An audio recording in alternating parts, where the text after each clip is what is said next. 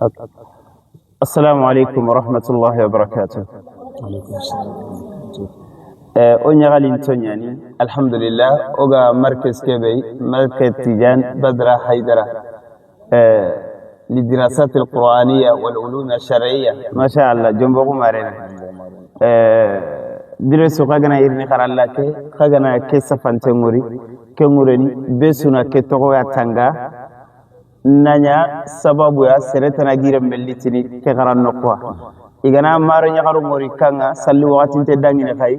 ille ngana kere anna gira anna mama kunyi anni ma kunyi anna baba ni kunyi anna sellade mutanna sellandi serebe gana kengori atina kande gille mende ni ke garan nokku ade jikulli ade duma kaya kelli ade tuwa hulli igono maro nyugo mori yesiki arafana ngam miside salli wakati ngana kinye inati khoronda khagiri khoron salli khoron daga miside golnyan ko tanganani ina daga golli indari kanga I khokhono begano ima yakharun qaso beni gano ifati yage metolongo ini dema ini tolongondi serebe gana har masala kake manda khibare mu anati ndigon khande gille mellonde kharanno kunga anga barajen kitta angede suma tayyiba be angede makan kuto kallan keberaga angede bangan khara lemman na gana gire kharanno khanti kharan kitabu nyimeno kuntu magana telani mur man kayene minne man qur'ane ne minne man sakinne minne kengureni serentaka su kuna gire medden kharanno khaytu khabeni fayere kun kone ranga tembido 10 litran ko bena manan te ga keberono same kaga igana nyam kay nyam ha 10 litra ko bena manan litra bani aga gana manan kanti tin chada manan ha kanti jaba kay jaba manan jaba mboto manan kakunta khaylo nyiga setwa makanto tigande keke ko fme mo baba tampia agano su kummene maka fu jonko baba fay sakawro kaga simmene ne bagandi kambo baba fay jotini igatini nanti tente maranga ma maro nyeme ma alle nyagare kati ame selle ina daga ma batini polla kengo zenab me selle lenkide afay gillande ke tele dogo toron kanga kammo ko fina afay jotini maka ko problem sun ta khatam ala problem na khatam ke dro ke ile ke ko mona mangati anta tikege ko be haqqebe misaralo ku fay kesu de berni da ka batenga khakun tetu nanti fiye duna khakun duna linge nyen khakun ko so gon khenke onni gani ma khalas ma kenya fe an telefon kininga na fay man tiktok man kemba na khakun adresse mais ko tabe ignar kha folla kan ko alle memme selli anya keke ille kirame sa maro nga fogebe me tagi marangari aywa tenyeme akota na khaga tunu nanti janka wakati su boni maganya sanga kemuren khafaya wakati nyai sange wakati feti kasro wakati nde ka bono wakati khafay kenye kamel ni kharangi nya khanduro to sarano be ga kharang iramu be ga khay iga tampiye be iga wure be da khabate khaduro to na khana buttengutu kesio be gimba mana nan kinga kharang mana nga kharang Ajabi ke. akebe angam lan akebe ga ko tamaka ko Karanga tikan e ba kamaka ko no kharale man ma nan kharana kuranga sikki soro nyana tiktak se fe an man nga kharang an kharanga Sagang kanang mutu kamundi.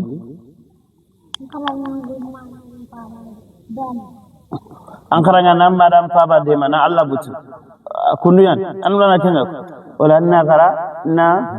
Allah butu dire sunye kongo medo mutele kharalla mingande ke digame akwa suda nanti angana khara gundo nganga ngame khara gundo tanga angeme khara gundo tanga nda kisan ko ke kisa bire sun sikaya kama yigo be gagira khibare mugunantare tanke be de soro ke bikeri afalle ari kemen serenkeri makempe me khari tu kam gonanti ke yigo de tanke be de soro ke bikeri parce que me khara agan khara ime youtube ni katalla sere sunta gundo tinila yawmil qiyam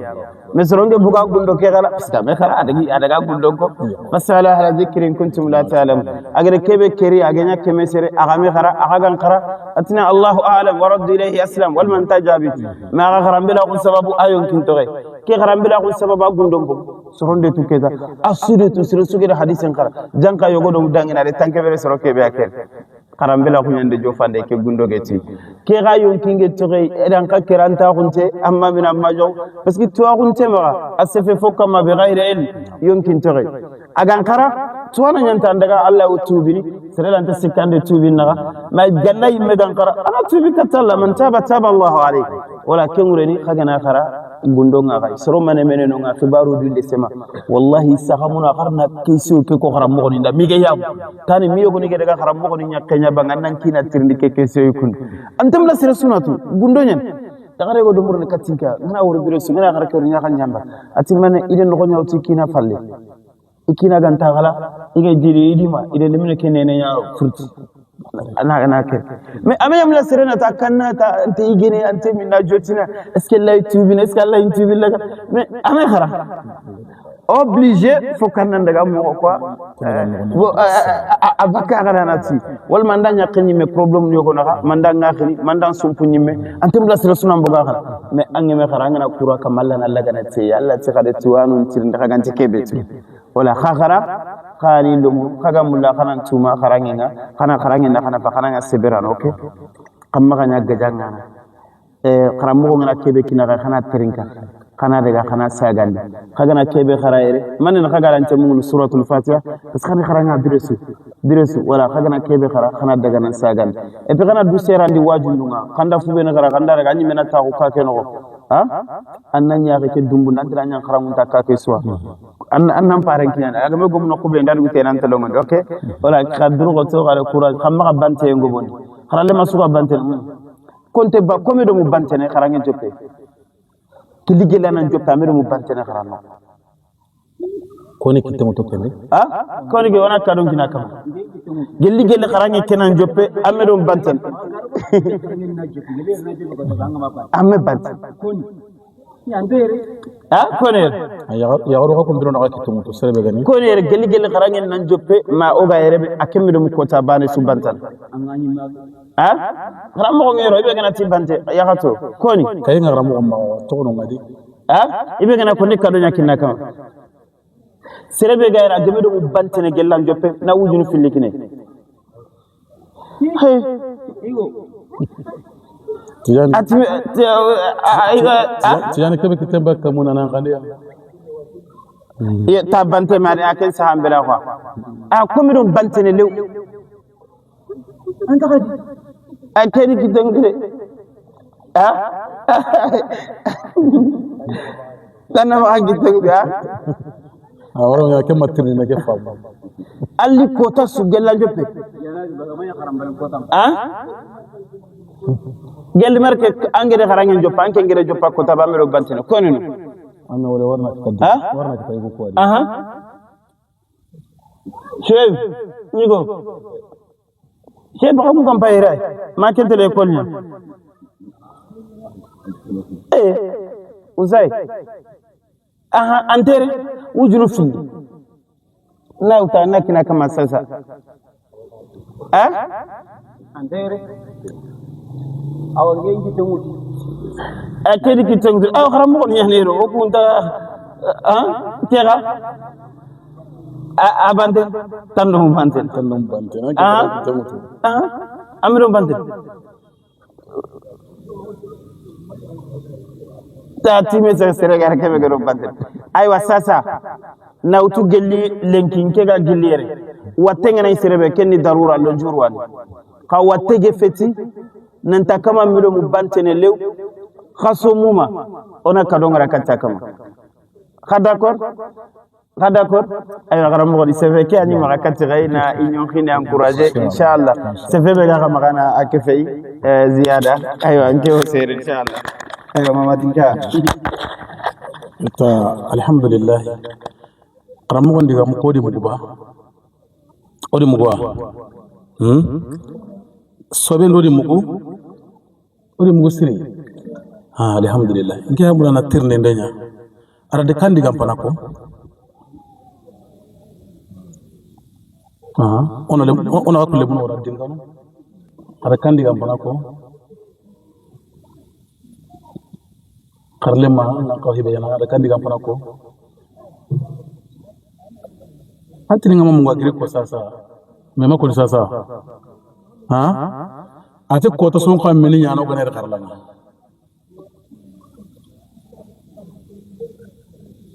nan mo dan ko kono na an kampi hoyo ko kamata atoga ner karla ke ko so ko hoyo wanyana ko to so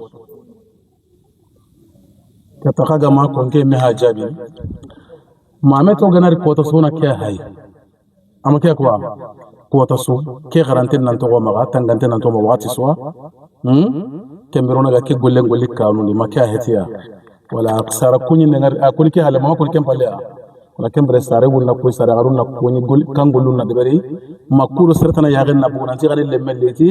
anga garalla kebe makelo amakko wona mula diga mukko nan tangi ha ora ke tanga ora tanga har hotana har ga makka hotana wutto ke bano baka aga hibin ko kapai ona kunci wutu da batenga kenya kawa ta yala ke hana wuran ta ke hawto ba parce que aramen tara ko ke ga hal maga tele ke tirli aramen ko ke hale kembira wa murni kamaga kubinu ko ne gani terenka ne mugo nangollitiya sasa kudi wa mena ko legi so ba ke ona ko wutu nangollitiya ko wa kesine kuten sironoda kembire oda sine kiti kamodi wadde ni iwa waga sironoda awra ni kata moga nduta durusi nga wasironoda arwanyana ino bire mu manti komantasir arafa mo ala gara duro ko diga mu kutanga siri ti kembire kaga jik karange keberi na ko na tarana kharalle mu nyana ken koy kadum ko ma jikku sire nyam mo sire ali hala sire kapaka ga kebe karanga nan daga nan taw kanina gara na muraja anta muraja ta kaga anta gwade ndo dusle mangala muraja ndini sasa anta ko mumun tenyani qur'an anta mumun tan karange de akarange nan kan ngutu kamundi karmu kontrol nan kan ke mugu anga kebe karanga gella gana bunana ko santa tan ayde muhammad ko ni kundo amaga ko kundo karmu nyana ken do toronga ay hanjara wala kembire karmu nga kebe ko nagara tigana terenka ko tabe nga dangi tigare makedi game ko nagada karmu nga kebe ko nona terenka karle mo suranta nyana tuwana nga nganta karmu on terenka na nan to nga karmu on terenka na akutelli ni anke ndaketa anyi me warni kille ngori ci duwa kaganta karmu on pa kebe ko nanga terenka na kengar kille nyangu yanka ko na karmu on terenka ora hamwa karmu nga fofu ko ko na terenka da batten ora mugwa se kantene karmu be ga karamu na da terenka kembire gara karamu da kai awaka kana terenka kembire ga kana karamu de serta karamu Allah gando da gadde mana ke tawamin ko no karamu da waddo ngara mo do ngada waddo ngara me do ko nada wala do hana be morno kay hala usuko manten Allah nyaaga Allah ganda sahajid na karamu gonda usuna Allah nyaaga ken Allah ganda sahajid nada boy ne islam num pa jongay aga na habi islam num nga nagge be siri islam num pa jongay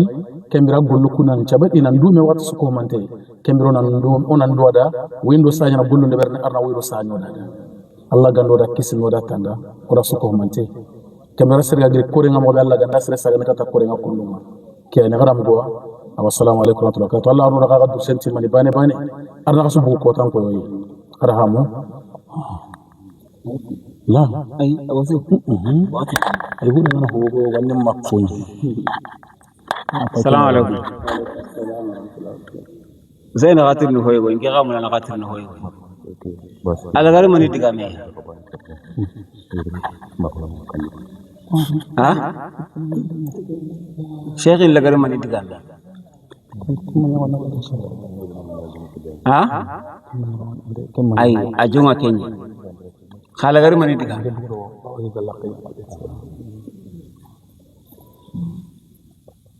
ayu talagari mani digame otinya nandir andu rakko ha kharmo alagari mani digame hakilente kaya gunu apa makakanna ha kaya gunu apa moto kuna garle mamulanga digamu korondro ko to ha nyon chabari umma gaja ha umma bante amaken ko ara khatir ni ti kharange jepe na lora sasa ti ko na ran an ama bante lo jurga hay magayle tin kharanga khati sati wallahi dum kinna khay ke qaso kutew ko qaso iwa ko no kharam mo gonda sirebe ga ma banta na ko ni wa kadu ngalla kata amake ko ne ha awa kita haru sai ndi ngana daga kana mu ga kono sai ni simman ni iganati serebe ne doroto ko hera kutunaka o hera kutuna serebe asasa o hautu lengri le kon bo hautu sasa qasu ngana timme serebe ngama ba eri mancho ona kenga kapaya de parce que mawandar witeri wala eri mancho gesa sawase hene arna to ko kino da hay arna to ko kino da hay arno da ka khorondi o kum ma duwa ka ba ka o gona duwa ka kan duwa ka da parce que ko ho hon ta ka ko ha ka duwa da nam kana duwa rasiri wala arno su timmande na sahadu man ta kino do kharam mo arna sahadu man to do kino dai no da sire saga ne kati korenga Allah ganda hakulukum ni muro ngane ke walla ganda kenya noda Allah ganda kenya noda noda hakis noda katanga aw khane am po maga wassalamu alaikum warahmatullah ayo mazid ayo hawal sasa kira me jagu mo ganwar arna ga baraji khair ya Allah ganda sahnana